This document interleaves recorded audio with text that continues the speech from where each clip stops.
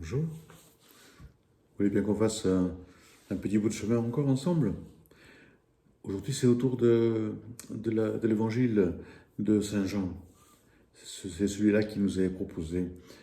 C'est après que Jésus a nourri la foule. Vous savez, il a multiplié les pains et puis voilà, tout le monde a été rassasié. Du coup, il y a plein de gens qui veulent le suivre. Ils en veulent le plus, ils sentent bien que cet homme, c'est quand même quelqu'un d'extraordinaire, alors ils ne veulent pas le lâcher. Bon, c'est compréhensible, mais c'est surtout de pain dont ils ont envie.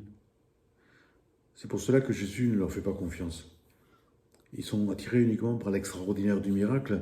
Jésus voudrait au contraire, enfin pas au contraire, mais il voudrait qu'ils voient un signe derrière ce miracle. Il voudrait qu'ils comprennent qui il est. Il ne cherche pas le succès. S'il fait des miracles, c'est souvent par miséricorde, c'est pour soulager des misères. Mais il voudrait aussi qu'à travers les miracles, les gens comprennent le but de sa mission. Sa mission, c'est nous parler de l'amour de son Père. C'est nous dire que nous devrions vivre de cet amour-là.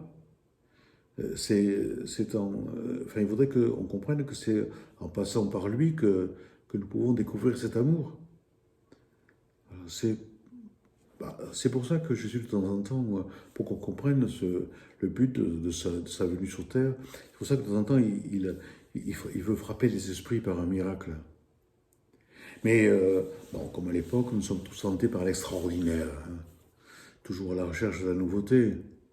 Notre société nous incite toujours à le faire, à toujours chercher ce qui est nouveau, ce qui sort un peu de l'ordinaire. Sinon, on s'ennuie. Pour la foi, c'est un peu la même chose. Il nous semble que si nous voyions plus de miracles, notre foi serait plus forte. Or, je pense que des miracles, il y en a tous les jours. Aujourd'hui, enfin, on a tendance à voir aujourd'hui uniquement ceux qui nous mentent, ceux qui nous exploitent, ceux qui cherchent à garder le pouvoir, ceux dont l'argent est le seul idéal, ou alors ceux qui sont recroquevillés sur eux-mêmes et qui sont autour de leur petite cellule et qui ne pensent pas plus loin que ça. Mais il y a aussi d'autres personnes, il y a des gens qui se dépassent, qui donnent leur vie, qui sont attentifs aux petits, qui cherchent à trouver des solutions à nos problèmes par la science, les techniques, les inventions, par leur engagement, par des organisations. Aujourd'hui, nous apprenons peut-être un peu plus à les admirer. Brusquement, ils passent de l'état d'invisible à celui d'élément essentiel pour notre vie. Et pas seulement en temps de crise. Ben, c'est cela le vrai miracle, le vrai bouleversement aujourd'hui. Sans compter qu'il n'y a pas que nous, enfin, nous aussi, il n'y a pas que, je veux dire, nous aussi, de temps en temps, nous arrivons à nous dépasser.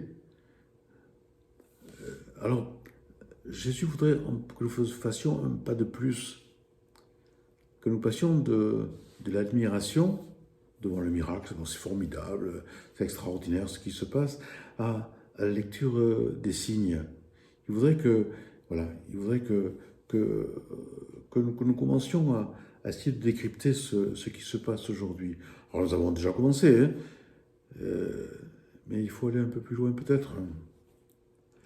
Bon, à côté de ceux qui sont tellement angoissés par les plages de temps libre qui s'offrent à nous aujourd'hui, ben, ils sont tellement angoissés qu'ils tentent de les combler désespérément par de nouveaux abrutissements, bien souvent. À côté, il y a ceux qui en profitent pour lire, pour réfléchir, pour méditer, pour s'interroger sur leur vie sans peur, hein, pour partager des temps plus vrais en famille. J'entends beaucoup qui disent oh ben, on prie davantage. Il y en a qui disent on n'a jamais été aussi souvent à la messe. Bon, c'est bien, c'est formidable. Il y en a qui reprennent contact avec des relations un peu oubliées, par téléphone ou par d'autres moyens, qui retrouvent un peu de paix, de calme avec le repos, qui voient leur entourage sous un autre jour.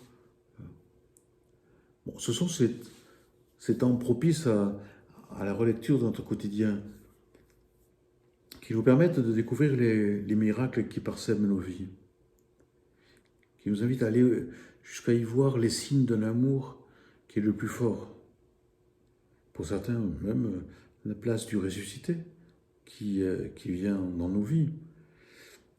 Ça suppose d'éteindre la télévision, voilà, pour un temps, de fermer l'ordinateur, de se retrouver tout seul un moment, tout seul ou à deux. Ça dépend comment on est, autour d'un passage d'évangile ou pas, ou simplement pour parler.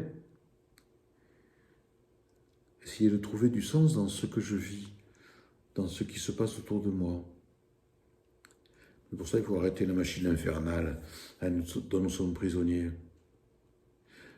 Comme un peu Jésus. Jésus, après la multiplication des pains, on voulait le faire roi, la foule voulait le faire roi. Il s'est retiré dans la montagne pour prier seul toute la nuit. Alors c'est vrai que la situation actuelle bouscule nos habitudes. Ouais, nous sommes obligés à une certaine frugalité. Certains même peuvent se rendre compte que la nature reprend ses droits un peu autour de nous. Il nous faut nous recentrer sur l'essentiel. Bon, même si nous souffrons que beaucoup de nos relations doivent se contenter du virtuel, on regrette. Hein. Mais il faut lutter contre l'engourdissement. Cet engourdissement qui nous guette dans notre confinement. Il faut essayer de trouver à travers les moments forts de notre existence, un peu tous ces miracles du quotidien, le signe de la présence du ressuscité. Alors, s'arrêter c'est difficile, il y a de quoi avoir peur. Mais bon, inutile de paniquer, hein, on essaye. Allez, à bientôt, à demain.